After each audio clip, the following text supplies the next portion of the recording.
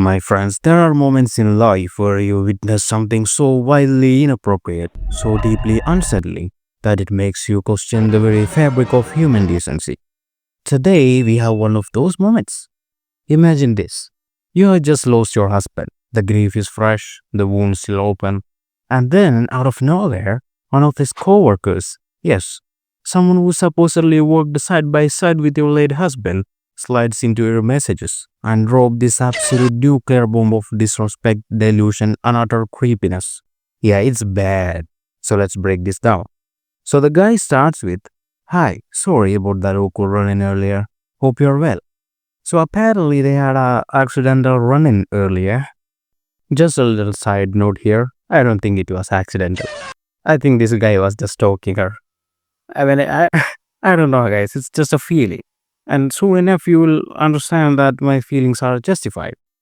Anyways, the lady responds, "Hi, it's okay, thanks." Alright, so far this is fine. Just a normal, polite interaction. Nothing wild. Yet. But trust me, people, it does not stay that way. He says it's and his name, by the way. "I worked with your husband. Was very hurt to hear he passed. I lost my dog recently, so I know how you're feeling. I'm here to listen if you want." Okay, I think bro's trying to relate to her. Like, "Hey, I lost my dog. You lost your husband. We're both fellow mourners here."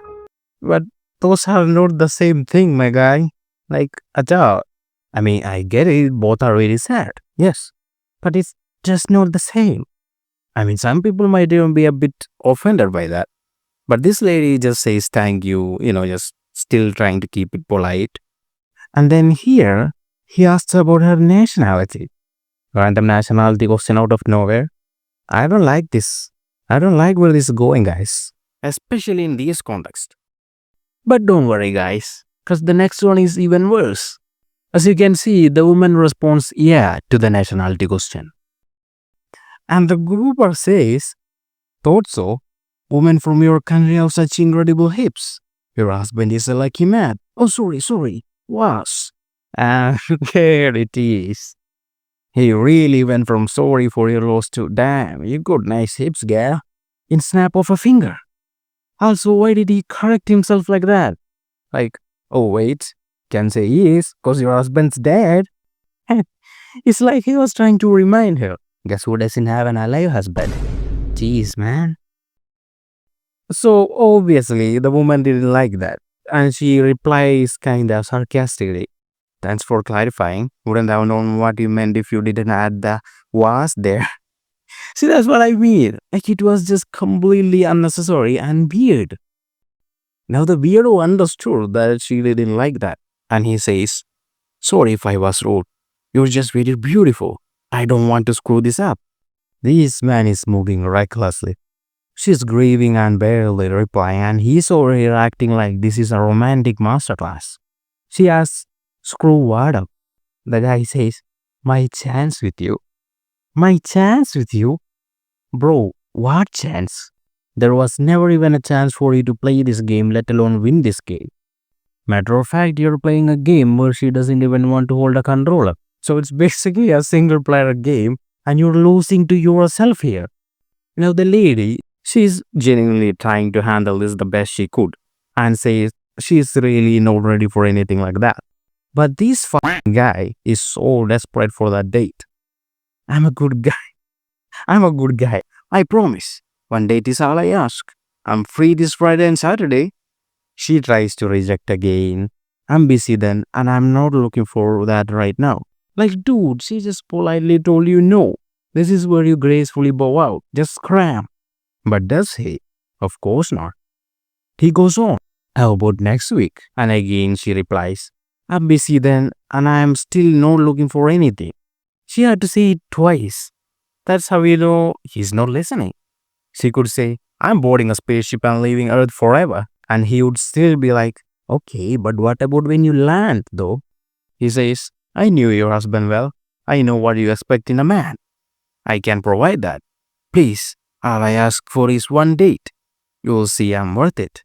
Okay, so now he's using her dead husband to sell himself. Like, "Hey, I knew him, so naturally I'm the perfect replacement." The lady responds, "I have said no. Please respect that. So he says, of course, I respect women and their choice. Oh, this gentle sir respect women and their choice, you guys. And I bet that he's 6'4", by the way. Also, he likes to read so many feminist literatures in his free time. That's like his favorite thing to do in free time, I'm sure. But still, for a brief moment, it may seem like, okay, he's backing off. He's at least pretending to show some respect. But folks, it was just a speed bump on his way to Weirdo Land. Lady says, thanks, I'm gonna go now. Take care. And right here, his incel instincts just kicks in. Okay, should have known you were just a pretty face. You aren't even that pretty. Ooh, there it is. The classic I'm nice until I get rejected switch up. It took him like literally 5 seconds to go from one date please to you weren't even that cute anyway. Damn, what happened to the respecting women and their choice guy? This is just so embarrassing. But the lady just responds with okay. Like I said, she's just a very patient, nice woman. I mean, most people here would have already thrown some spitballs at him and blocked his ass. But she's like handling it the best she could. And the guy recognized that this is completely slipping away from his hands. So he just immediately tracks back to his nice guy facade. Sorry if I upset you. That was wrong of me. Let me make it up to you. Dinner is on me. I'm free tonight. I'll bring you food. I still have your address from when I came over. Wait, what? You still have her address? Bro, she said no like 6 times. And you're now offering to show up at her house? I mean, this just went from cringy to genuinely concerning. And she, understandably just simply and quickly rejects that. But does he stop? Nope. He says, your husband would want you to be with a man he knows will treat you right. In all ways. Excuse me, sir. Your dead co-worker would want his grieving wife to move on with you. And he really thinks this land would work on her. Man, this guy, this is just next level delusion. And sir, how did you come to that conclusion? Like, did he leave a will that said, hey honey, if anything happens to me, make sure Greg from accounting takes my place. And he says, I'm good at taking care of women, especially ones like you. Such hips. My brother in Christ. What? He really went from I want to take care of you to straight up objectification in rock code time. No, seriously, this is the moment where whatever tiny sliver of chance he thought he had just evaporated into dust. The lady says, I'm way too sober to deal with this. Bye. Lol. And this, ladies and gentlemen, is how you handle absolute nonsense with style. I am way too sober to deal with this. Translation? I would need at least 3 shots of tequila before I even attempted to process the stupidity in these texts. Then the delusional fucking weirdo says, okay, no more chances. Goodbye. Yeah, you just missed the chance to be with a gentle, good sir, nice guy like me. And you will never get a second chance again. What chances are we talking here, buddy? I mean, there's no opportunity missed for her here. This was just you taking an Olympic level dive into humiliation and act like you're the one walking away. Honestly, this is just awful. To hit on someone while they're grieving, to guilt trip them, and then to insult them the second they reject you. This is everything wrong with dating in one conversation.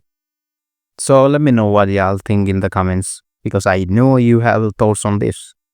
And remember guys, when someone says no, that's your cue to leave them alone. So that's about it. See you guys soon.